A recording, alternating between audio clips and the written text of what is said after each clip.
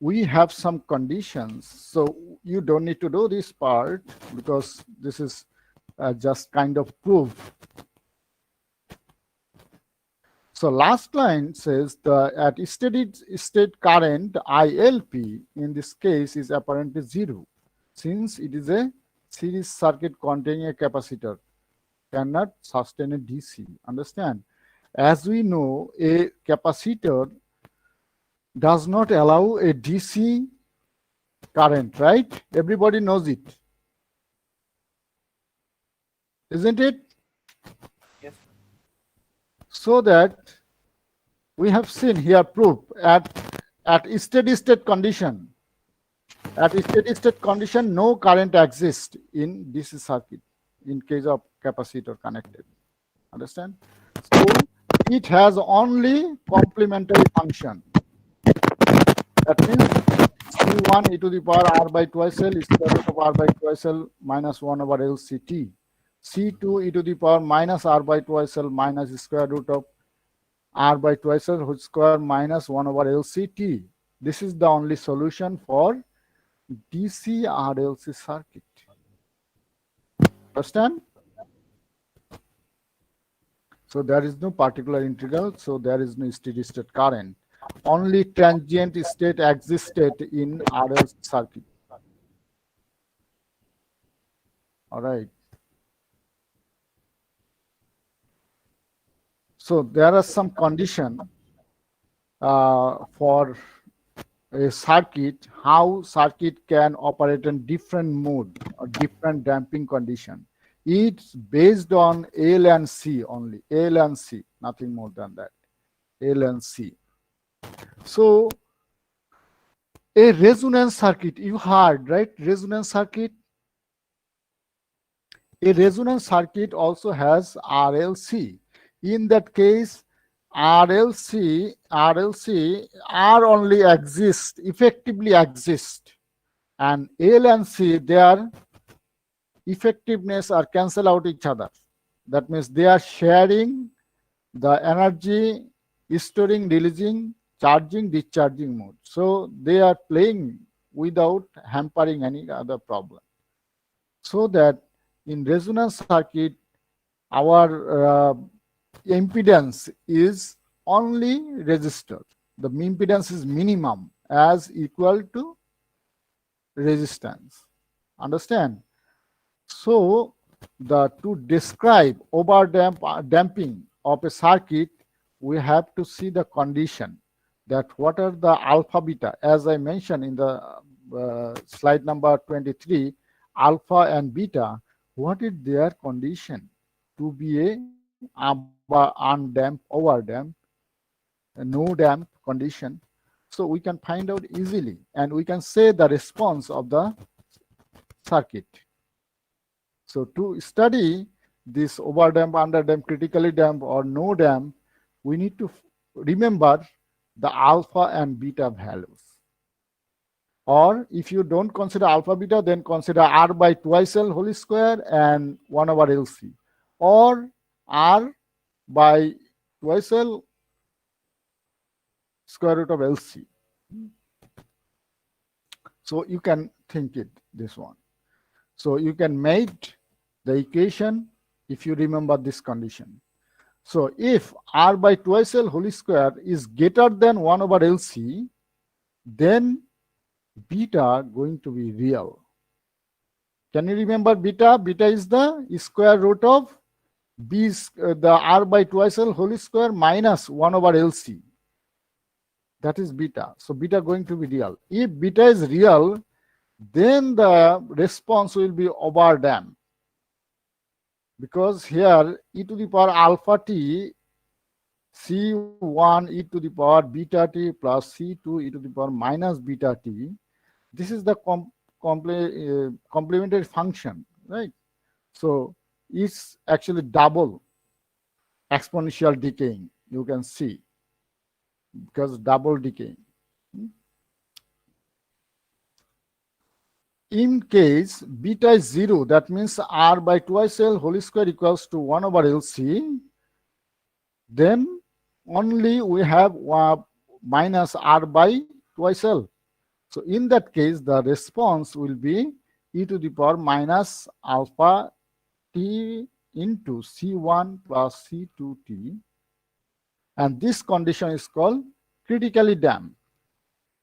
Critically damped because here is still time component and the exponential component are existing at the same time.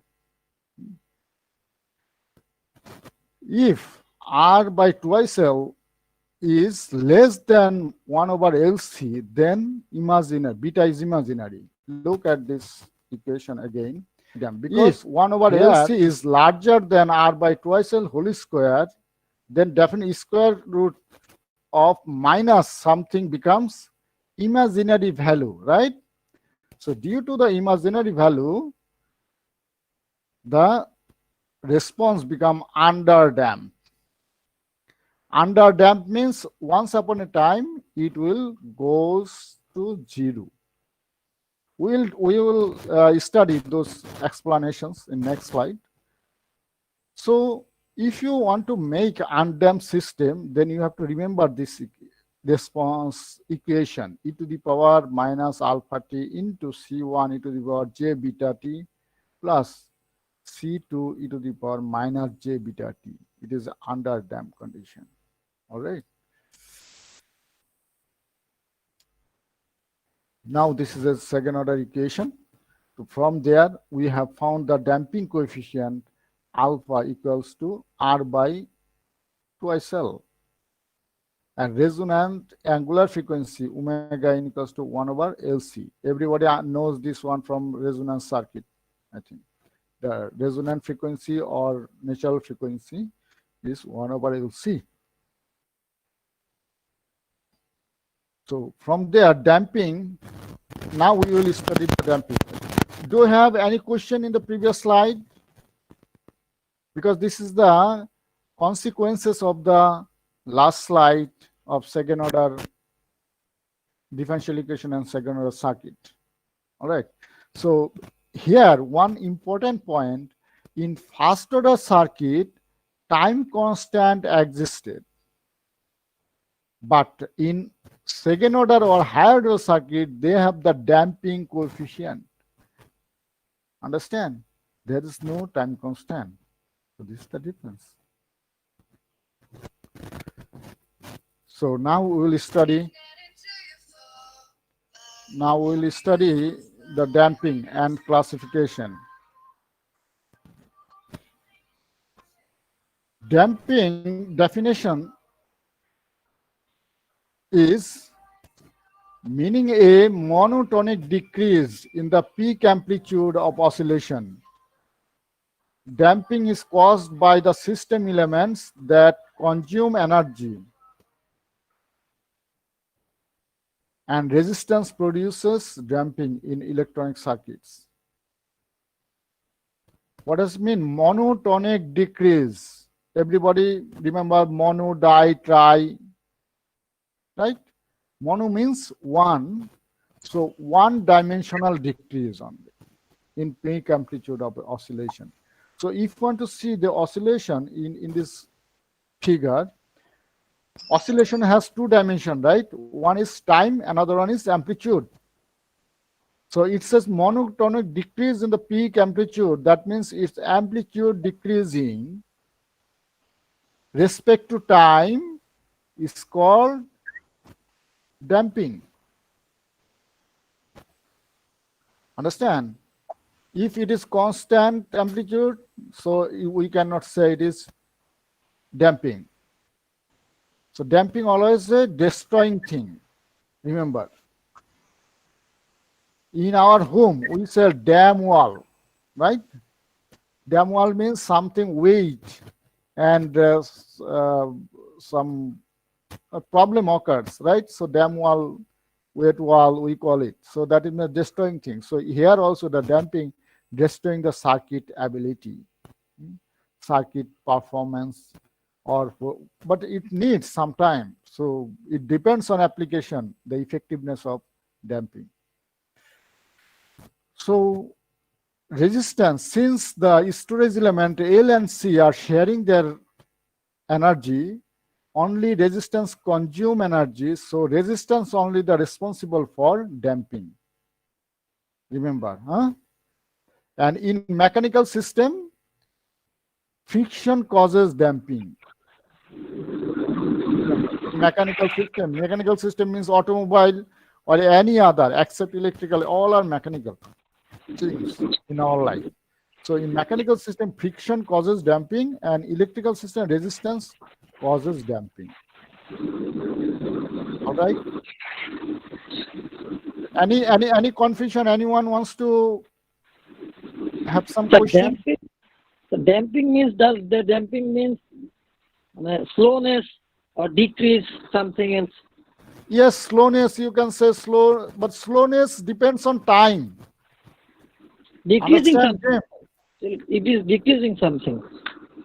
Yeah, slow means time decreasing, right? Yes, sir. But here time is not decreasing. Here amplitude decreasing. Yes, sir. Yes, sir. That's what I want to say. So that little bit different from slowness. Understand? Yes, sir. Here time is increasing, no problem, but respect to time increasing, the amplitude is decreasing. Then it is Signal noise, sir. Yes, signal noise.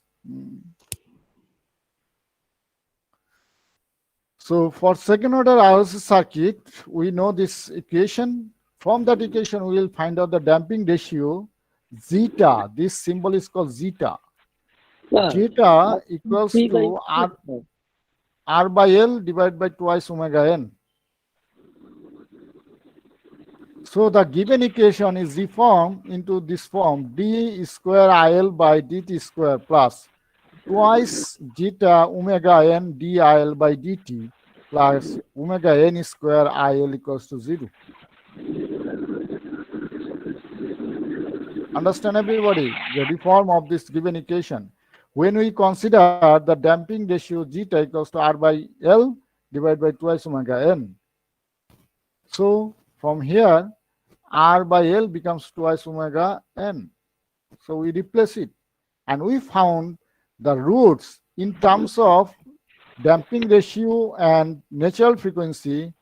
Roots becomes minus zeta omega n plus minus square root of zeta square omega n square minus omega n square. So in control engineering, you will find this equation in terms of damping ratio and natural frequency. You will find this equation in control engineering. All right. So if you put the RL and C value, you can easily say the circuit is damping, undamping, overdamped, or critically damped. Right? Can you say? Can you find RLC given value is some values are stand for RLC, standing for RLC, then can you find what will be their response?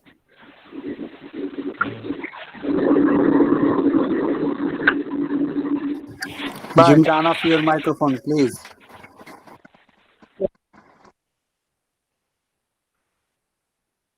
Anyone can answer my question. My question is, if you get RL and C value, can you define their response? Damping, undamping, overdamping. Can you define? Yes, sir. Yes, thank you. By the equation. Yeah, by the equation. And I am telling you you will take the thesis, right? Always remember, research always based on equation. Always try to find out equation. Otherwise, you cannot find the logic. Then it will be, the always logic changes, the attitude or the response it changes. So find out the equation of the circuit. Then you will see whatever value it changes, what will be their response, you can define yourself. Understand? So derivating an equation is important in research. So here is the definition of undamped, critically damped, underdamped, overdamped. So here, in case of undamped, The response of a system is oscillatory with constant peak amplitude, and the response is called undamped. Look at this figure. Which one is undamped figure? Green wave. Green wave, can you see green wave? That is undamped response. In case of undamped, so damping ratio is 0. So here you can see that all peak amplitude same, even time it changes, increases. Okay. So definition and figure, everybody understand. Second one is critically damped. When the amount of damping is just enough to prevent oscillation, that means there will not be any oscillation. The system is said to be critically damped. So let me show you the critically damped curve. So in red color is critically damped, which is damping ratio equals to 1. So you see the response, it starts, but suddenly fall. There is no oscillation. There is no oscillation. So this is critically damped. And critical means everybody understand, right? It is the identical only one point. So if anything occurs less or higher, so the situation is change. So critical is really a maximum or minimum only one point. That is critically damped. Less damping correspond to the underdamped, where oscillation is present but eventually die out. That is called underdamped. So in case of underdamped, black color wave is underdamped response, which damping ratio is less than 1. So if less than 1, then definitely it will be the underdamped. So in this case, you see that is starting with a high amplitude, but time increases, so amplitude decreases. Understand? Decreases. And a greater amount of damping correspond to the overdamped case, where the waveform is not oscillatory and very small perturbation of any circuit parameter will not cause oscillation to occur. In this definition, very important word is perturbation. Perturbation. So perturbation, here the meaning says that there will not be any oscillation, even a small perturbation occurs in input side. That means any voltage perturbation occurs. So there would not be any. So in that case, it is called the overdamp, where damping ratio is greater than 1. So perturbation is you can consider it as a ripple or noise. You can consider it is perturbation. There, if we look at, if I compare actually, just to make you understand that a DC signal of a rectifier, still there are some ripples in steady state, right? Small ripples are still existed due to the device or due to the circuit behavior. Always it should be. There is no 100% pure DC. So little ripple, including DC, right? That ripple is called the perturbation. All right. So sum of the reference value and part of the small ripple are called totally is called perturbation. Even perturbation occurs, there would not be any change. So this is a strong type of damping. Strong type of damping. That is the overdamp. Understand? Everybody clear about the definition and figure of damping? Yes. Yes, sir. All right. Now is question and answer session. If you have question, please ask me, or otherwise I'll ask